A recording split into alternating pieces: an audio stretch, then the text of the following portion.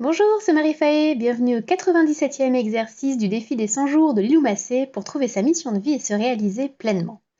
L'exercice du jour s'intitule Les lois du Dharma et du Karma. Et Lilou nous explique ces deux concepts indiens, à savoir que le Dharma est la raison pour laquelle nous sommes incarnés sur Terre, c'est notre but, et le Karma est directement lié à la loi de cause à effet dont je vous ai parlé hier. Il représente la récolte de ce que l'on a semé dans cette vie ou dans les précédentes. Aussi, soit il nous permet de récolter nos lauriers, soit il nous donne l'occasion de nous libérer de vieux schémas. Il ne faut pas le percevoir comme une punition, mais plutôt comme une opportunité de nous alléger pour nos vies futures. L'exercice du jour consiste à sonder notre dharma et notre karma en répondant à une série de questions. Il en ressort que je suis sur mon chemin de vie puisque c'est moi qui le trace. Après, peut-être que mon libre arbitre me fait faire des détours par rapport à mon contrat d'âme ou à mon dharma, mais je n'ai aucun doute sur le fait que je suis sur mon chemin de vie. Je ne sais pas si je vis selon les aspirations de mon âme, puisque je ne sais pas quelles sont les aspirations de mon âme. Je ne sais pas pourquoi j'ai décidé de m'incarner sur Terre. Je ne fais pas partie des chanceux qui s'en souviennent. Je pense que mon dharma est entre autres lié à la condition de la femme. Clairement. En termes de famille, ça se traduit par le fait que j'ai choisi de ne pas avoir d'enfants. Dans mon couple, ça se traduit par le partage des tâches, très important. Dans mes communautés, c'est beaucoup de communication, pour ne pas dire militantisme, c'est un gros mot.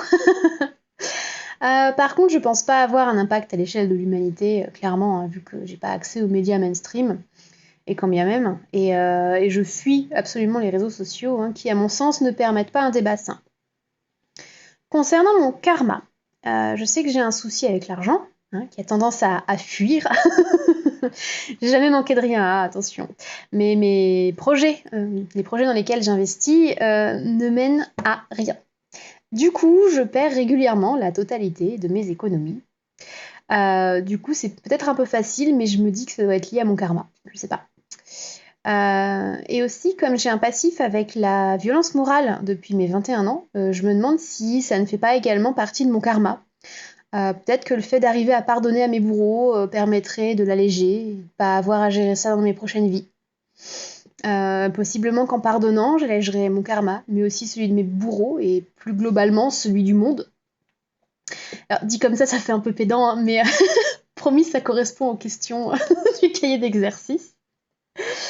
Et pour terminer, j'estime avoir de la chance, dans le sens où je crois que j'ai un karma plutôt positif.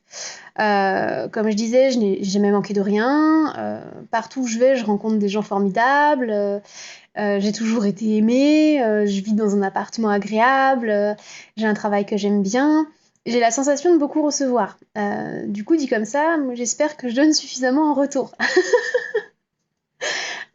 Côté tarot, j'ai tiré la carte de la conscience, sur laquelle on voit un voile se consumer. Alors ce voile, c'est celui de l'illusion, qui nous empêchait de voir la réalité et qui brûle doucement, laissant apparaître le visage du Bouddha, qu'on ne voit évidemment pas puisque ma caméra ne fait pas le point.